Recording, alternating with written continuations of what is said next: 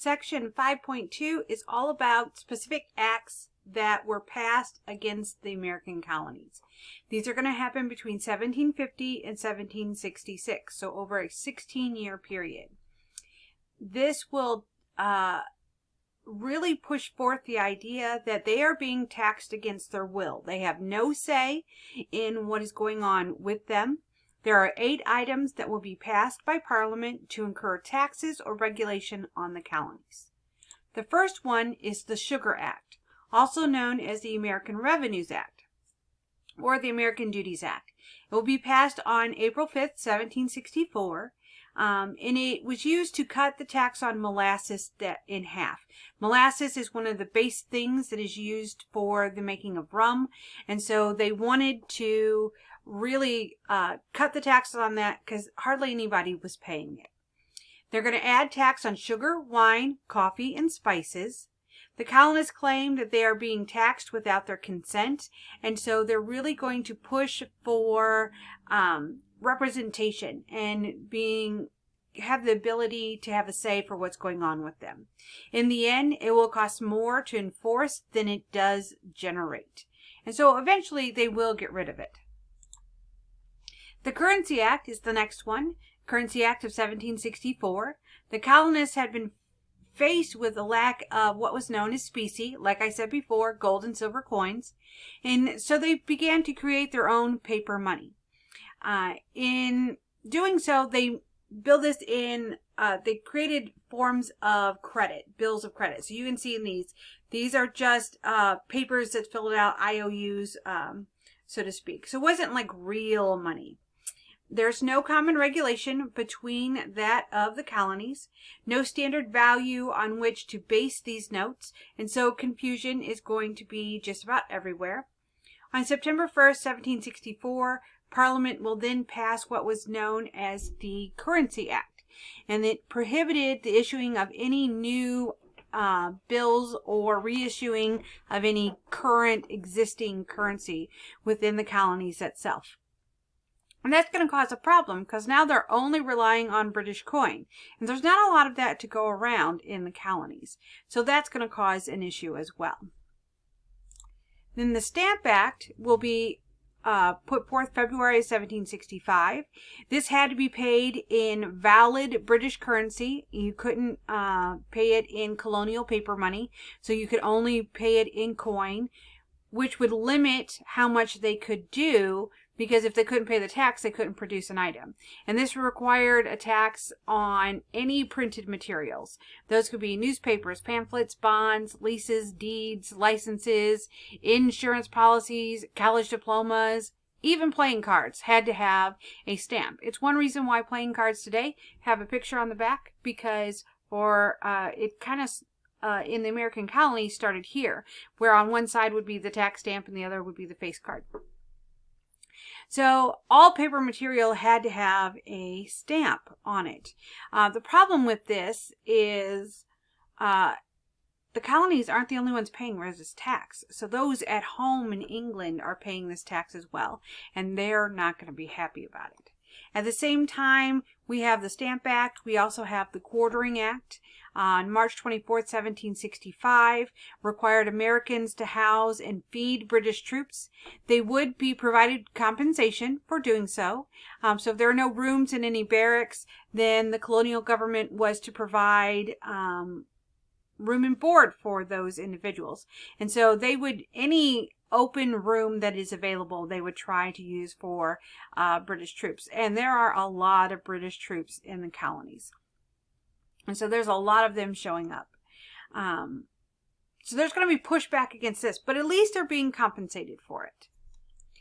Then we have what is known as the Stamp Act Congress. It's a group of individuals that are going to come together, and they're going to create what is known as the Virginia Resolves. Colonists can only be taxed by their elected representatives. So Rhode Island then declares the Stamp Act unconstitutional, meaning that if we have no elected representation, then they don't have to pay the tax. The Stamp Act Congress will meet October 7th through the 25th in 1765. 9 assemblies in all will meet, so 9 different colonies. And they're reflecting the first really significant joint colonial response to this British measure. They're going to write the Declaration of Rights and Grievances, which states that they will not accept any tax without their consent, meaning they have to get representation. And they're going to send this to England. It is going to be ignored. This is a direct opposition to that of the Stamp Act. They fear that the Stamp Act is just a way to limit the colonies themselves and what they can do. British merchants and manufacturers are also pushing back because they're paying a tax, but all the money goes to the colonies only. They don't agree with this. So they want to be able to not have to pay this tax. Only the colonies should be paying this tax. So with everybody being upset over everything, we have the creation of what is known as the Declaratory Act. So this is a direct response to that of the Stamp Act.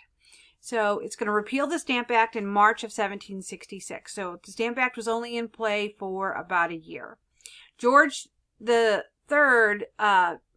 and Parliament come back and say that they hath and of right ought to have full power and authority to make laws and statutes of sufficient force and validity to bind the colonies and the people of America in all cases whatsoever.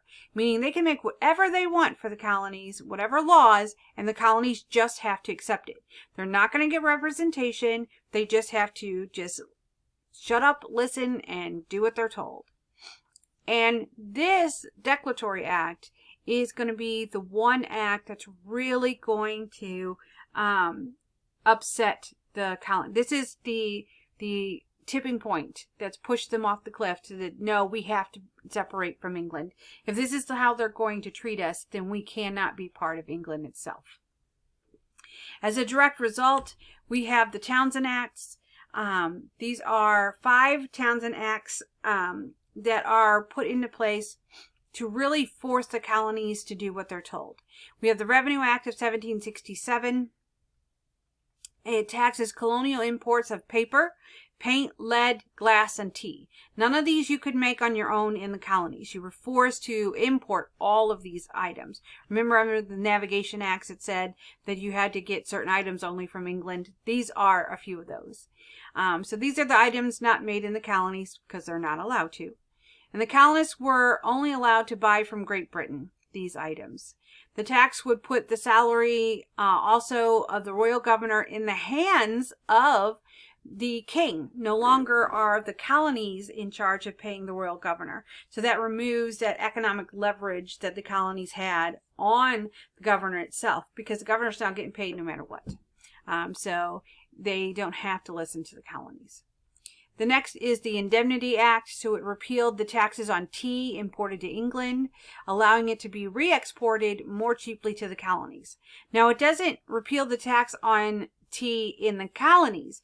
It just means that England isn't paying as much on the imports of tea that's coming into England itself. But the colonies still have to pay the tax. And so the colonies aren't going to be happy about that. The Commissioners of Customs Act will establish the American Board of Customs Commissioners to enforce the collection of taxes on customs themselves, forcing the colonists to pay those custom tax.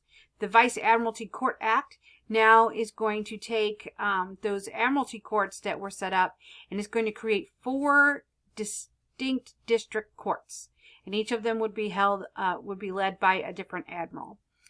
They did not have juries, and it was to help customs officials prosecute smugglers that are coming into the area.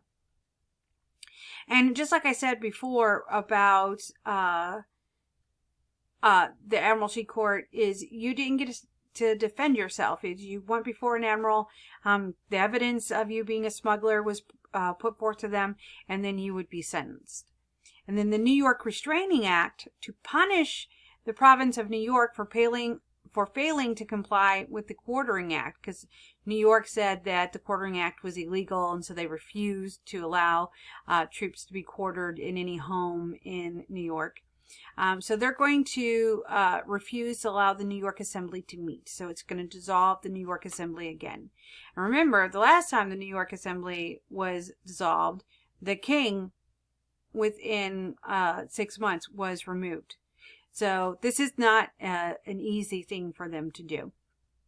But they're going to do it to make sure that New York starts to comply with all of the taxes that are being laid against them. So the next section, Roots of Revolution. So we're going to look at those individuals who really got involved with the beginning. Where did we start with the revolution?